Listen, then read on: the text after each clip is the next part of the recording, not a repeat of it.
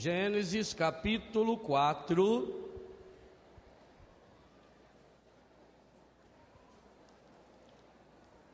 versículo 6 e 7. Gênesis capítulo 4, versículos 6 e 7. Então, o Senhor Deus perguntou a Caim: por que andas irritado e com o rosto abatido? Não é verdade que se fizeres o bem, andarás de cabeça erguida? E se fizeres o mal, não estará o pecado espreitando-te à porta? A ti vai seu desejo, mas tu deves dominá-lo. Vou repetir para que aqueles que não estavam ouvindo ouçam. Então, o Senhor perguntou a Caim: por que andas irritado e com o rosto abatido? Não é verdade que se fizeres o bem, andarás de cabeça erguida? E se fizeres o mal, não estará o pecado espreitando-te à porta?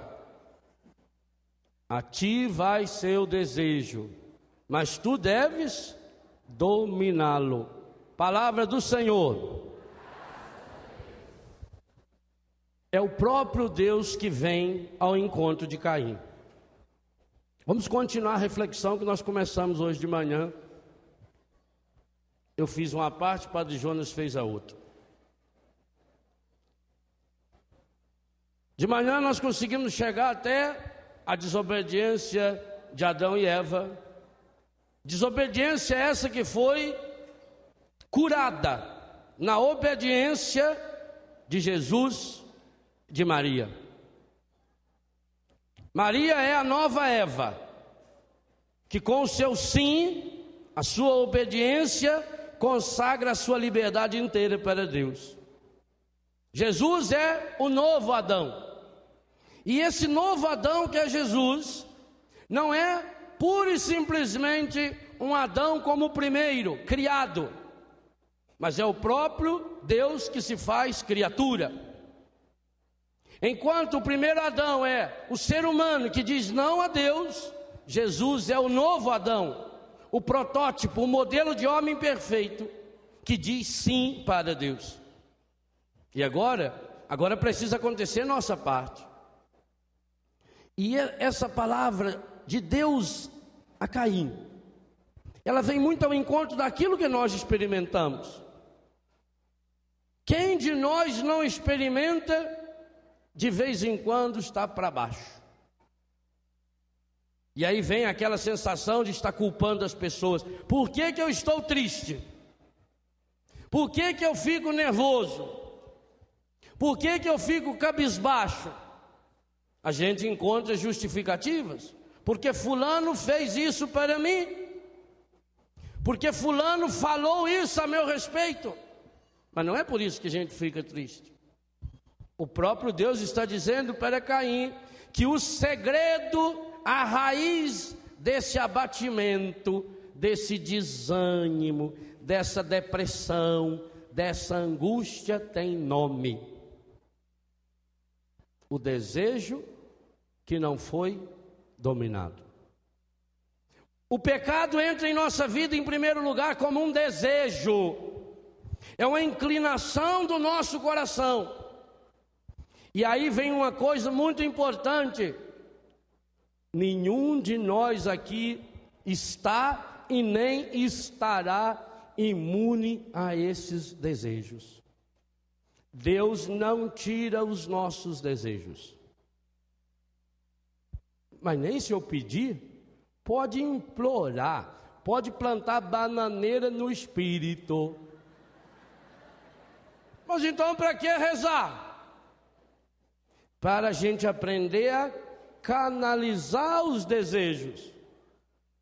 Mas então os desejos não são errados? Não. E por que os desejos podem se tornar pecado então?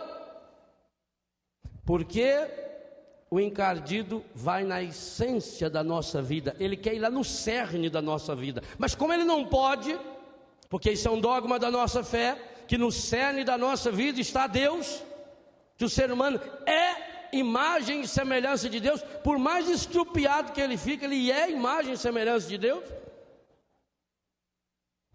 O encardido consegue então trabalhar com o meu desejo, canalizando-o para áreas erradas. São desejos bons. Mas Padre Léo, então vamos tomar como exemplo o desejo sexual que nós falávamos, e que São Paulo disse muito claro para nós, antes de dizer que tudo é permitido e nem tudo convém, que um dos grandes obstáculos para se chegar no céu é a sexualidade. Lá ele citava o adultério, a libertinagem, a devassidão e a sodomia, portanto envolvendo todas as áreas possíveis de pecados sexuais. E é interessante que esse é o único pecado que aparece em todas as listas de pecados na Bíblia, que são obstáculo para se chegar no céu. Quer dizer que o desejo sexual não é pecado? Claro que não. Quem colocou o desejo sexual em nós? Vamos voltar ao que eu falava hoje de manhã? A sexualidade humana é o carimbo, a marca registrada de Deus. O meu corpo pertence ao Espírito Santo, é o instrumento do Espírito Santo para dominar a natureza, para dominar o pecado, e não o contrário. Pelo pecado, o meu corpo passa a ser instrumento da natureza para dominar o espírito. Esse desejo quem colocou em nós? Deus. E o que significa esse desejo sexual? Não é só no sentido de procriação. Porque eu, como padre, por exemplo, que não tenho filho gerado na minha carne, para onde vai ser canalizado o desejo sexual? O desejo da vida? Para o ministério? Para a vida plena que você pode gerar, não só na carne, mas também no espírito? O desejo sexual, na verdade, ele é o grande desejo de vida que Deus colocou em nós. Portanto, nada nem ninguém vai tirar. Ah, e um detalhe muito importante que a Bíblia faz questão de deixar isso muito antes de Freud e de qualquer psicólogo, psicanalista pensar. Esse desejo, ele permanece no ser humano desde que nasce até alguns minutos depois da morte.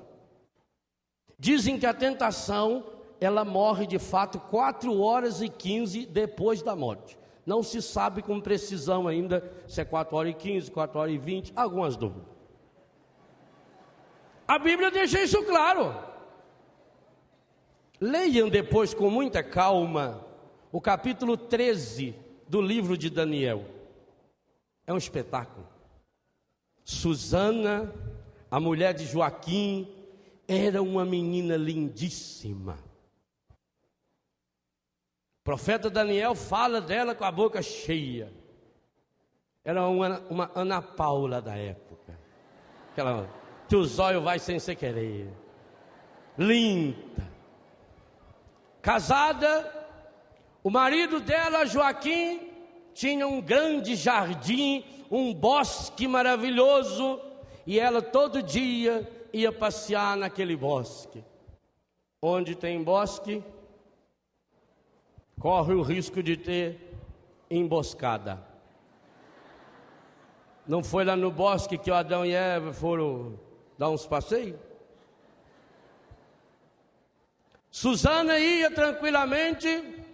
Quando chegava a hora do almoço, que todo mundo ia embora do palácio, ela pegava 2 mocinhas, empregadas, mandava fechar o jardim, era um jardim todo murado, portanto uma área reservada, e ela então ficava passeando. Ali ela gostava de tomar o seu banho. E diz que tinha 2 juízes. que vinha lá para julgar a vida dos outros. Olha o perigo quando a gente julga a vida dos outros. Mas que os dois eram doido na Susana. Diz o Daniel que eles alimentavam um desejo muito grande por ela, mas que eles não contavam um para o outro. É sempre assim. O desejo pecaminoso, ou quando o pecado pega um desejo meu, seria mais correto a gente falar assim? Não um desejo pecaminoso, mas o pecado que se infiltra no nosso desejo, ele leva você a ficar escondendo. Você tem que proteger ele, você não pode contar. Então eles alimentavam um desejo pela Susana. Dois velhos, acabadinho, mas estava indo safadinho, e não contavam um para o outro, ficava de zóio nela. E eles ficavam tanto de zóio nela, que sabia que ela gostava de ir passear no intervalo do almoço. Aí chegava na hora de ir embora, os dois velhos se abraçavam, vai com o Javé, te acompanha, fingia que ia embora, mas voltava escondido para ficar olhando de longe. E ela não sabia que estava sendo olhada. Um belo dia, os dois se despediram, e quando voltaram, porque não foram embora, cada um foi para um lado, na metade do caminho já voltou correndo, o desejo pecaminoso vai com você onde você for. Os dois voltaram, escondidos um do outro, deram de trombada um no outro atrás da árvore. Ah, o que está fazendo aqui, rapaz? Aí tiveram que se confessar um ao outro, mas ao invés de se arrepender, botaram mais lenha na fogueira. O desejo deles já estava tão grande, já estava tão envelhecido, que eles juntos armaram então um jeito de ficar lá bisoiando a coitada da Susana. Naquele dia, um calor danado, a Susana resolveu tomar o banho, mandou as duas moças ir buscar os apetrechos. Fechou o portão, não tinha ninguém, a não ser os dois velhos escondidos. O pecado é sempre assim, uns velhinhos que ficam escondidos dentro da gente, esperando, ele está lá, sentado, parece que está com paciência, vai de bobo, cadeirinha de balanço, ela olhando assim, observando bem, vai ver lá, uma hora eu te pego. Por isso que a imagem do pecado é desses dois velhos, quer dizer, é um bicho danado, ele está sofrido, está experimentado, não morre fácil não. Aqueles velhinhos surdos, que Deus chama e eles não escutam. Eles vão passando, 80 anos, 90, não morrem não, Deus chama eles, vem, finge de conta. Pecado é desses velhinhos surdos, eles ficam lá escondidos. Quando as duas mocinhas foram buscar os apetrechos, fecharam o portão, os dois encurralaram a Susana. E aí falaram abertamente. Nós dois temos, o texto que a Bíblia da CNBB traduz é muito bom. Nós dois temos desejo por você há muito tempo. Nós estamos nutrindo desejo e queremos, diz explicitamente, manter relações com você. Os dois velhos.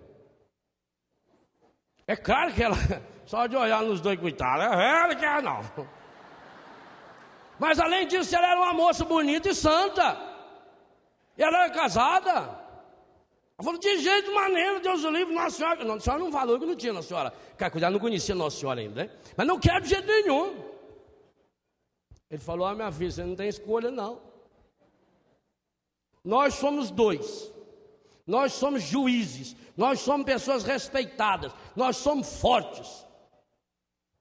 Ou você aceita fazer o serviço, ou nós dois vamos denunciar você. Em quem que você acha que eles vão acreditar?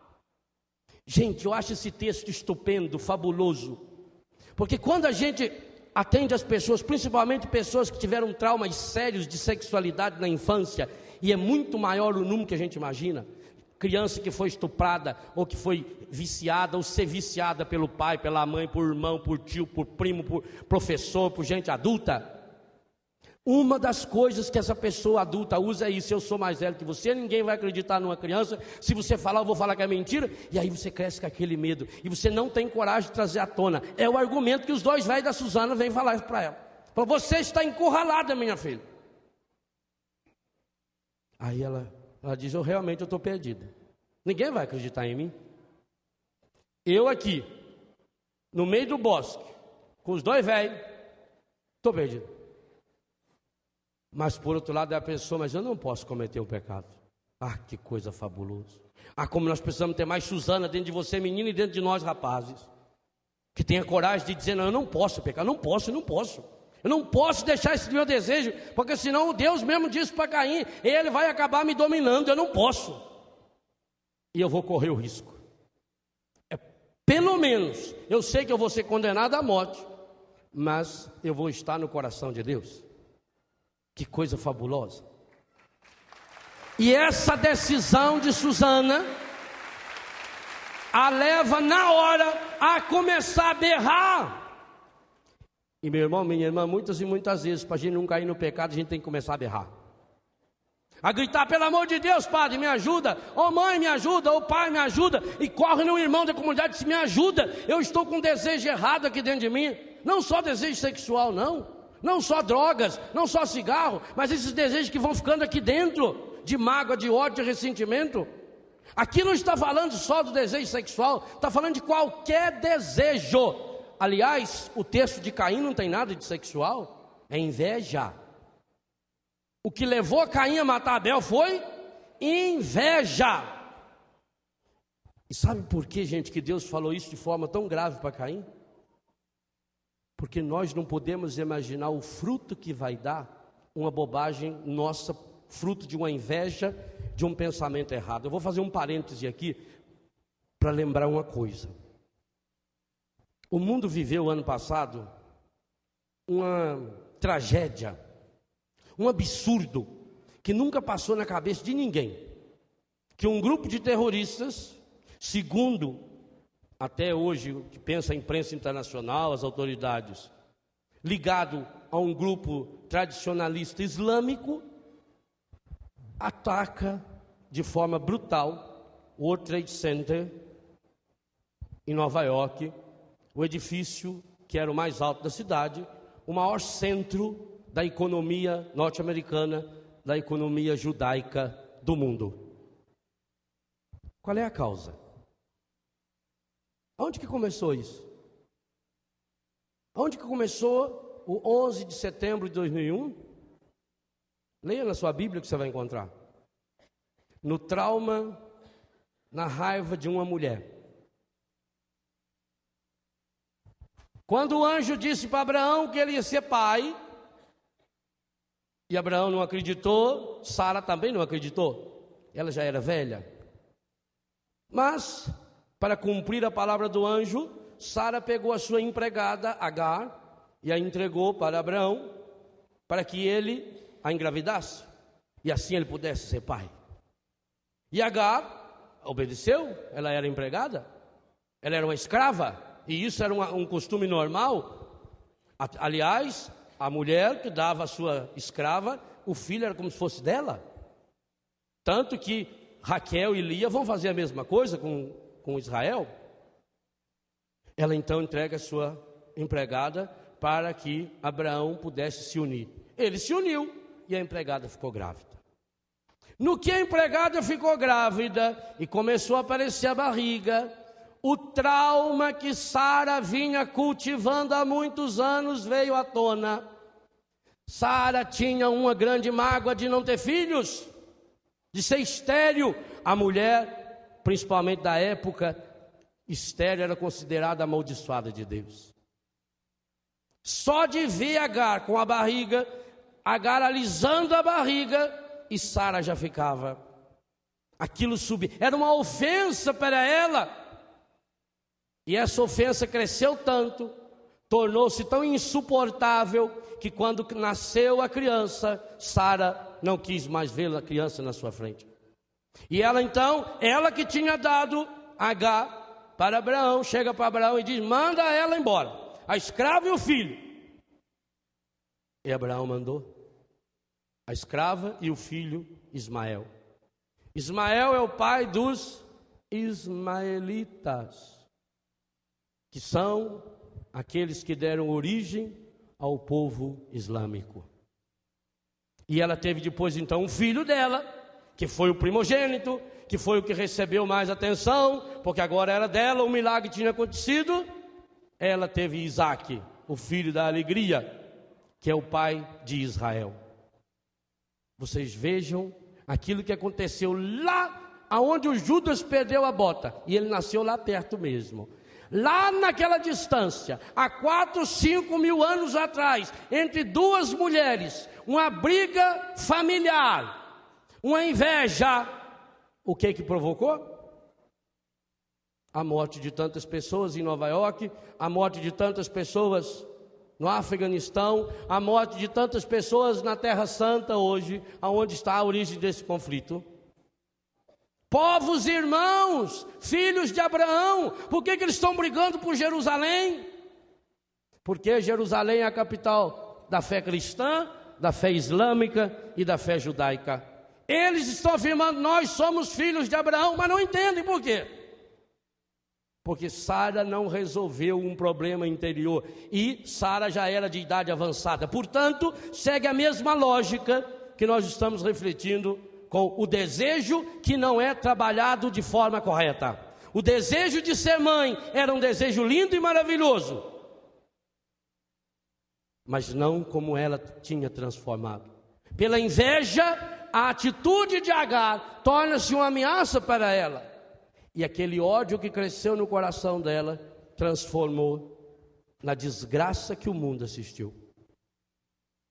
Mas eu aproveito o parênteses para dizer o seguinte também: se você tiver a coragem de viver o desejo do seu coração, todo ele para Deus, você também pode se tornar uma semente de Deus para o mundo.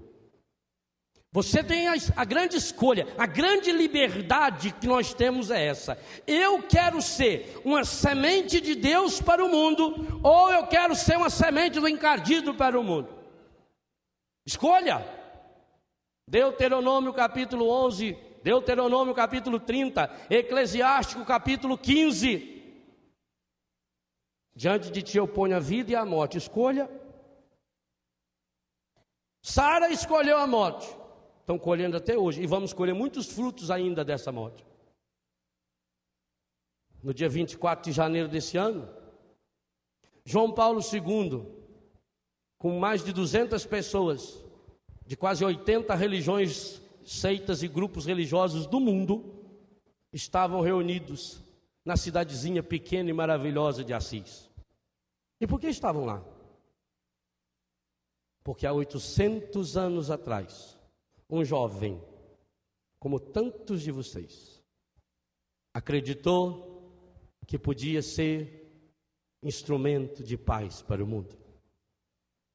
E meninas, claras e lindas, como tantas de vocês, sonharam o sonho de Francisco e tiveram a coragem de acreditar que era possível ser semente de paz. Em Assis, a cidade alta e a cidade baixa. Lá embaixo está Assis, a cidadezinha, e aqui é a parte alta da cidade, uma pirambeira. É imenso aquilo. Aquela pirambeira era um precipício de pedra. Quando os criminosos eram condenados pela justiça italiana à morte, a justiça então mandava jogar naquele precipício de pedra os condenados à morte. Aquele lugar era chamado o buraco do inferno, porque ali eram jogados os criminosos. Francisco nunca aceitou aquilo. Francisco tinha uma revolta santa interior. Mas não adiantava, o que ele ia falar? O que adiantava aquele pobrezinho de Assis falar contra isso? Não adiantava nada. Mas ele nunca aceitou aquilo, ele queria ser instrumento de paz. Poucos dias antes de morrer, com 44 anos, Francisco fez com que os irmãos lhe prestassem um juramento. Talvez até eles prestaram esse juramento a ele, porque pensava que ele ia demorar muito para morrer, ele era muito novo para morrer. E prestaram o juramento que quando Francisco morresse, Francisco queria ser sepultado no buraco do inferno. Porque dizia ele, se há alguma pessoa no mundo que mereça ser jogada nesse precipício chamado buraco do inferno, esse pecador sou eu. E os irmãos juraram. E logo em seguida ele morreu. E aí, tinham que cumprir. Então os irmãos foram lá naquele precipício, cavaram 6 metros dentro da rocha. Cavaram com pedra, com ferro, furaram a pedra. Fizeram uma urna, um caixão de pedra, colocaram o corpo fraquinho de Francisco ali dentro e colocaram lá a 6 metros. E depois socaram pedra em cima, para que aquele precipício ninguém pudesse ir lá roubar o corpo dele. No dia seguinte, o Papa mandou um legado dele de Roma a Assis, com uma missão pontifícia. Em nome do Papa, ele foi comprar aquele terreno onde estava sepultado Francisco de Assis, no dia seguinte à morte. O buraco do inferno, no dia seguinte à morte de Francisco de Assis, transformou-se na semente de céu. Semente de céu que está dando fruto 800 anos depois. Entende o que é o desejo? Entende os 2 exemplos que eu estou dando de 2 fatos recentes? Aliás, um está ligado ao outro, porque o Papa convocou essa reunião de paz exatamente para ser a palavra oficial da igreja contra essa barbaridade que o mundo está vivendo. Então, aquilo que você decidir hoje aqui, nesse acampamento, pode ser semente de uma nova geração. De uma nova geração para Deus. De instrumentos de paz. De jovens, de adultos, de idosos. Não interessa a idade que você tem, hoje é o primeiro dia do resto da sua vida. Você não tem 15 anos, você não tem 18 anos, você não tem 40 anos, você não tem 60 anos. A única idade que você tem é hoje. Ontem não volta, amanhã você não sabe se vem. A única, quantos anos de vida eu tenho? Eu tenho hoje. Por isso que eu também não celebro aniversário, é por isso. Porque meu aniversário é hoje, é agora. Agora estou fazendo aniversário, agora, porque eu estou vivo agora. Quantos anos você tem? Hoje. Você não tem ontem, ontem volta? Desapega-se do ontem. Joga o ontem fora. E você não tem amanhã. Você não sabe se ele vem. Você tem hoje. Hoje ainda é muito para você ter, você tem agora. Então a decisão que você toma de transformar o seu desejo, você tem um desejo imenso aí dentro de usar drogas, louvado seja Deus por esse desejo. Na verdade esse desejo não é de droga, na verdade você quer, o seu grande desejo é perder-se em Deus, é fazer uma viagem sem volta em Deus, e não te ensinar isso ainda.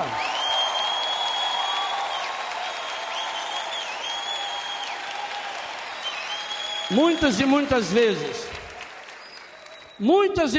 vezes, depois de um dia inteiro atendendo meus filhos e minhas filhas lá em casa, eu vou tarde da noite, de madrugada na capela, ou no genuflexório que eu tenho no meu quarto, eu vou rezar.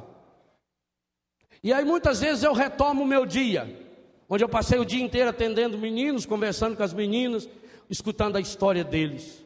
Muitas e muitas vezes, ao rever essa história, eu peço: Senhor Jesus, eu quero te pedir uma grande graça. Eu queria ter no meu coração um desejo tão grande do teu amor, como esses meninos tiveram de droga. Eu queria ter. Quantas e quantas vezes eu já pedi para Jesus: eu quero ter tanta vontade, eu quero ter tanto desejo de Deus, igualzinho esse desejo que leva um filho a sair de madrugada, a correr risco, a enfrentar ruas, avenidas escuras, perigosíssimas, a subir o morro para buscar droga. Eu queria ter esse desejo de Deus como eles têm de droga. Ora, se você tem esse desejo de droga, o tempo todo você está pensando em droga, não mexa no seu desejo. Mexa na meta, no objetivo do seu desejo. Na verdade não é droga. Você tem um desejo de Deus, então canaliza para Deus, vai atrás de Deus. Não injete mais cocaína, injete Jesus Cristo, não tem outro jeito. É desejo.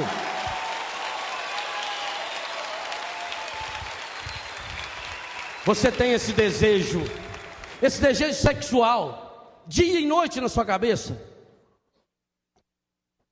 Você pensa sexo, você respira sexo. Principalmente você jovem, quando se é jovem, todo o nosso organismo está o tempo todo funcionando, o sangue está funcionando, tudo funcionando. Então você bate o olho, como o Ricardo confessava hoje de manhã aqui, na frente do padre, e a mulher dele estava sentada ali, naquela hora, perigo danado. Quando ele confessava ali, aquilo que acontece com você, acontece com cada um de nós, que você bate o olho e já vem uma bobagem. Você tem desejo sexual o dia inteiro, porque você está namorando uma menina e você tem aquele desejo profundo por ela, e você tem um desejo profundo por um rapaz, ou você tem desejo, nem não sabe por quem você tem esse desejo, ou você tem dentro de você um desejo homossexual, ou um desejo lésbico, é um desejo de ter o corpo de alguém.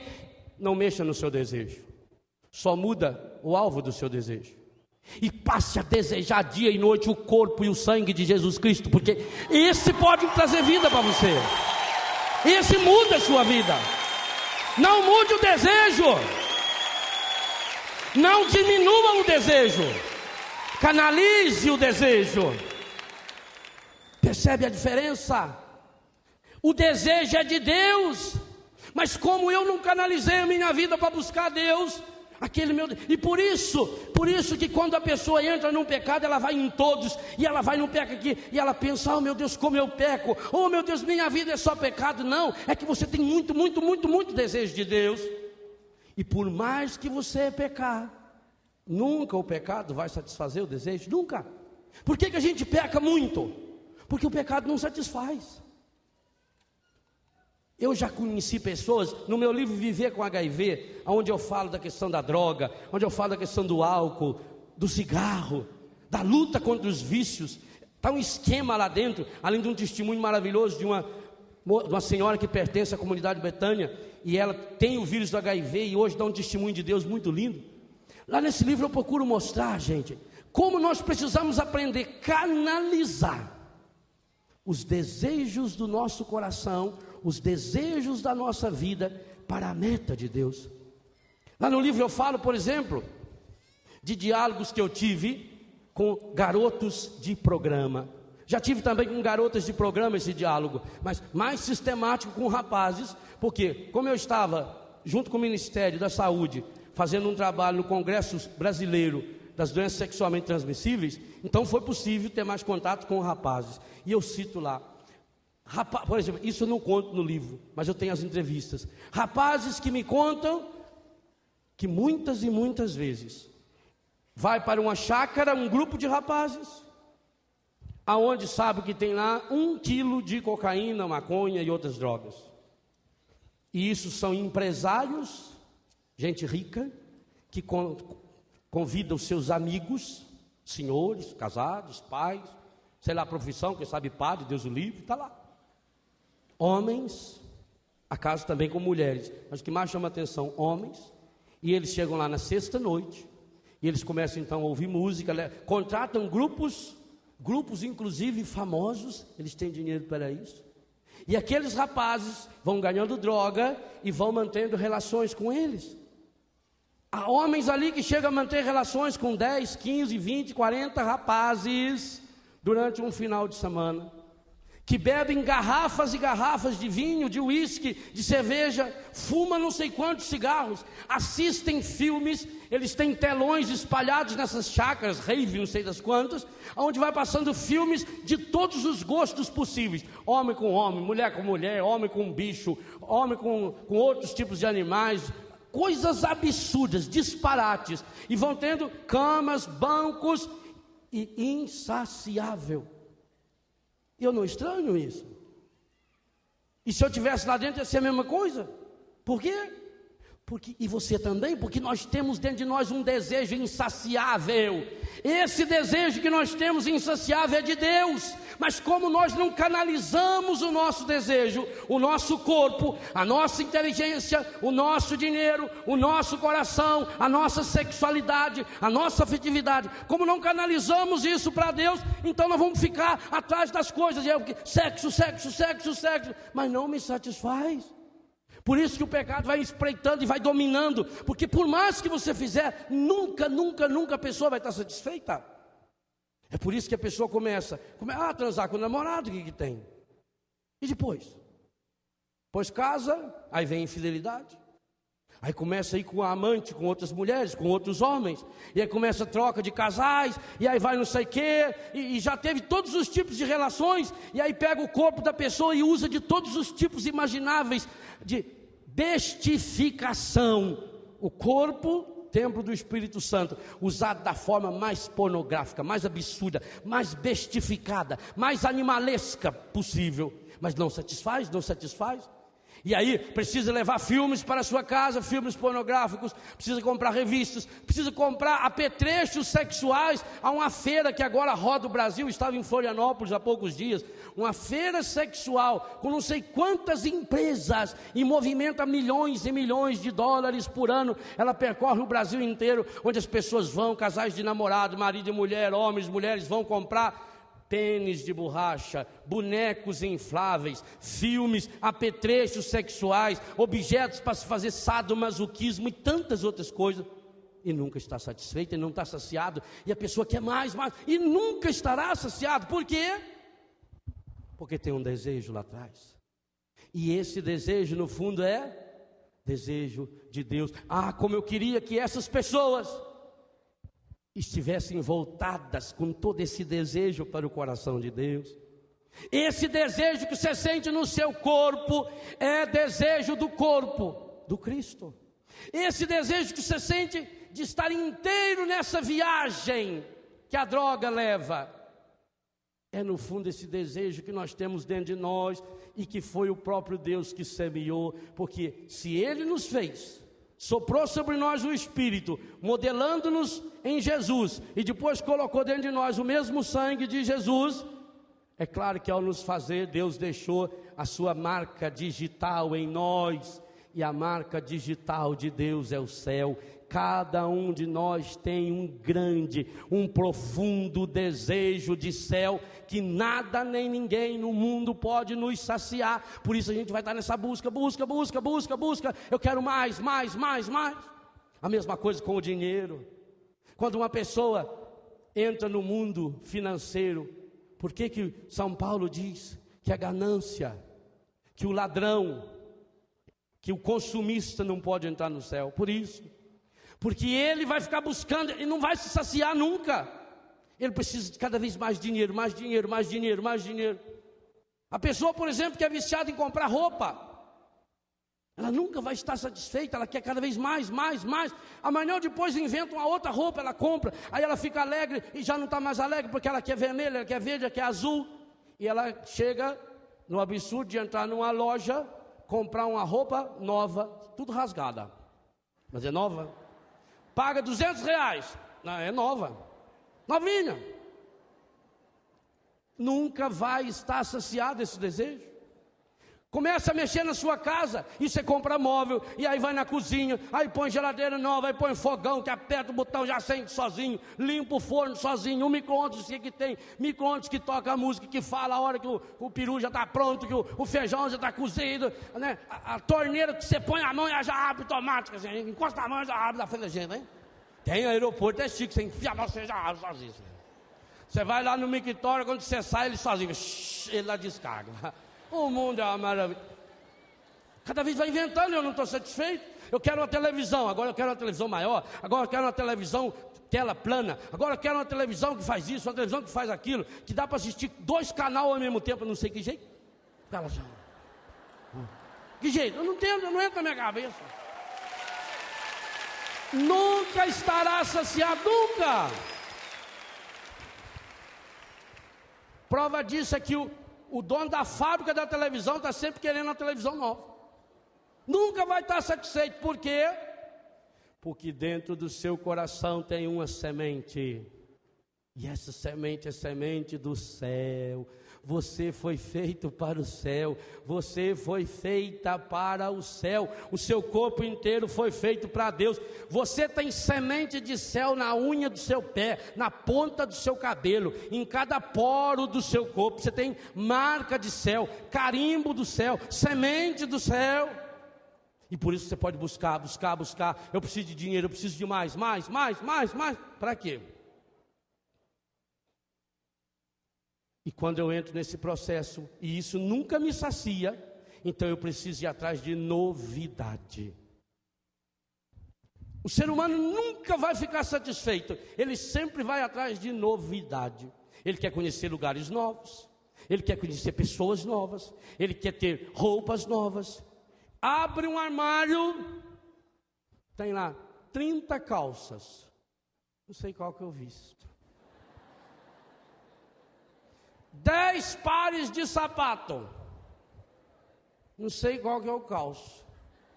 Para que ter 4 pares de sapato? Você não anda de 4, filho. Basta. Mas não estou satisfeito. Não quero mais não, agora já enjoei. Quando que você vai estar saciado? Detalhe, não adianta pedir, Senhor, faça com que eu me contente com o que eu tenho. Ele não vai fazer. Por que não? Porque esse desejo quem pôs em você foi Deus. Esse desejo é semente de Deus. Lá no céu tem um imã, o coração de Deus. No seu coração tem um imã. E o seu coração está sempre sendo puxado para o coração de Deus. O coração de Deus está puxando o seu coração dia e noite. Por isso que até no sonho a gente sonha com essas coisas. Então Deus não vai tirar esse desejo. Cabe a você. E aí entra a liberdade. A liberdade é você canalizar os seus desejos, as suas potencialidades, os seus dons, os seus talentos, você canalizar isso para essa meta. Quando você canaliza isso para essa meta, então não tem obstáculo. Mas você tem que saber que você tem uma meta. É como o rio. Qual é a meta do rio? Chegar no mar.